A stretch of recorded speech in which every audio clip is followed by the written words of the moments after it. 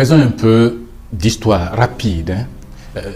En Côte d'Ivoire, il y a eu un premier président, Houphouët-Boigny, qui à un moment donné s'est rendu compte que certains ministres autour de lui étaient devenus corrompus. Ils avaient tellement volé qu'ils se pavanaient en ville pour présenter leurs richesses. Houphouët les a sanctionnés. Il les a chassés du gouvernement en 1977. Et il a dit aux Ivoiriens, l'État de Côte d'Ivoire n'a que faire de ministres malhonnêtes, même s'ils sont réputés compétents. Lui a sanctionné, peut-être pas toujours, mais il a sanctionné.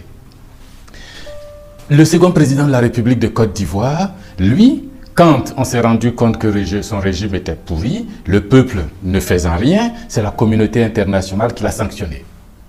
Vous vous souvenez des 18 milliards de l'Union européenne, sanctions.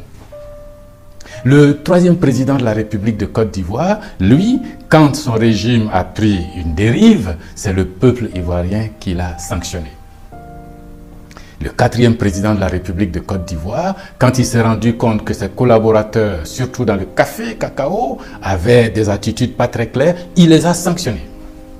Et puis le cinquième président, Alassane Ouattara, 500 milliards disparaissent dans le café, cacao, lui, ne sanctionne pas. Des exonérations sont attribuées aux membres de sa famille, lui trouve ça normal. Des surfacturations sont opérées dans la rénovation de l'université, dans la gestion des fonds du déchet toxique, lui il trouve ça correct. Des chantiers sont réalisés mais dont la qualité du travail reste encore douteuse, lui ne dit rien. La communauté internationale ne le sanctionne pas, il s'arrange pour ne pas que le peuple de Côte d'Ivoire le sanctionne en tripatouillant tout le processus d'enrôlement sur la liste électorale, en prenant en main le contrôle de la commission électorale et en faisant en sorte que ces grilleurs d'arachide grillent aussi 4 à 5 millions d'électeurs. Mais c'est pas normal, on ne peut pas laisser durer ça quand même. Regardez l'histoire des véhicules mal dédouanés en Côte d'Ivoire. Vous avez vu, nous avons tous vu. Et le premier par lequel le scandale est arrivé, c'est le ministre de la Justice de Alassane Ouattara. Il s'offre un véhicule de 70 millions de francs CFA à peu près et le président de la République ne s'étonne pas qu'un ministre dont il connaît le salaire, qui était un fonctionnaire et qui n'est pas industriel, qui ne brasse pas des milliards dans l'industrie et le commerce, mais qui s'offre un véhicule de ce type et le président de la République ne trouve pas curieux que son ministre puisse faire ça. Et de surcroît, avec tout l'argent qu'il a, il refuse de dédouaner et puis il nous provoque ce scandale. Kleptocratie. Et au-delà de ça, regardez ce qui se passe dans l'accaparement des terrains des gens. En zone rurale, on s'accapare les terres.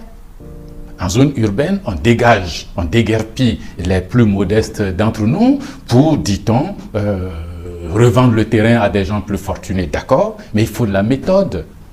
L'État, un particulier peut appeler la police pour venir déguerpir quelqu'un qui est dans son maison et qui ne paye pas. Ou quelqu'un qui est sur son terrain qui ne règle pas correctement leur contrat. D'accord.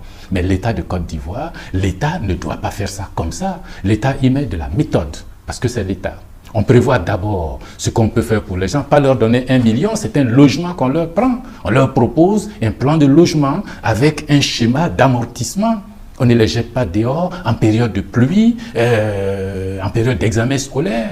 L'État doit y mettre de la méthode. Je ne juge pas qui a raison, qui a tort, mais l'État doit y mettre de la méthode, parce que c'est l'État.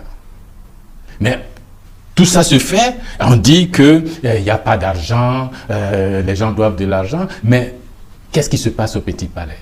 Toujours dans la kleptocratie. Le Petit Palais, c'est le palais présidentiel. C'est le palais dans lequel a vécu le président de la République, Henri Konan Bédié. C'est le palais dans lequel l'empereur Bokassa a été logé à l'époque. C'est le palais dans lequel le premier ministre Affi N'Guessan a été logé. C'est un terrain à Cocody de plus d'1 hectare, peut-être beaucoup plus.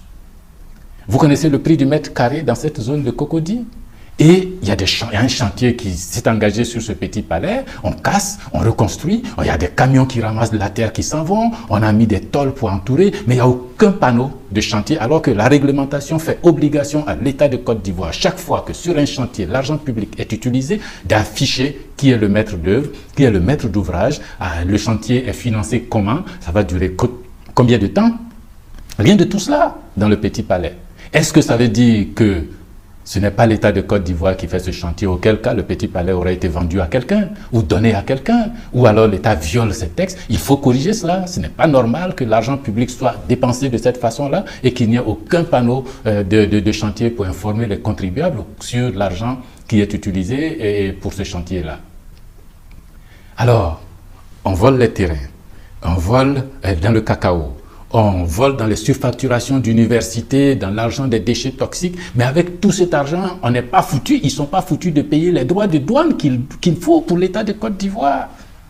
Si on prend des sanctions pour, premièrement, rompre le contrat avec Kipus, parce que ce que ces gens-là font, c'est rien du tout. L'État de Côte d'Ivoire peut faire ça. Pour rompre le contrat avec Webfontaine, parce qu'eux aussi n'ont pas grand-chose à faire, on a créé une poche là pour encaisser de l'argent simplement. Pour le guichet unique libéralisé, on n'a pas besoin pour ce type de job d'avoir un seul guichet unique pour toute la Côte d'Ivoire. Il faut donner à plusieurs personnes qu'il y ait plusieurs guichets uniques partout et que ces guichets uniques aient des tarifs concurrentiels. On ira dans le guichet où on peut avoir les meilleurs services au meilleur coût. Mais on n'est pas tous obligés d'aller dans un guichet qui finit par être présenté par ceux-là même qui ont donné les contrats comme un nid de corruption infectieuse. Il faut arrêter cela.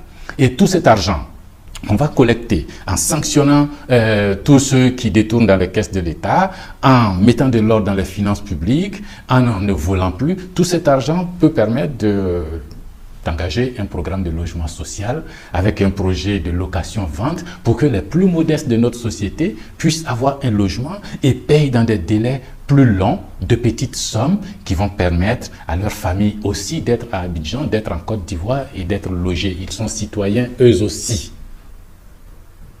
Mais pour ça, ce n'est pas ce régime qui va le faire. Ce régime-là est kleptocratique.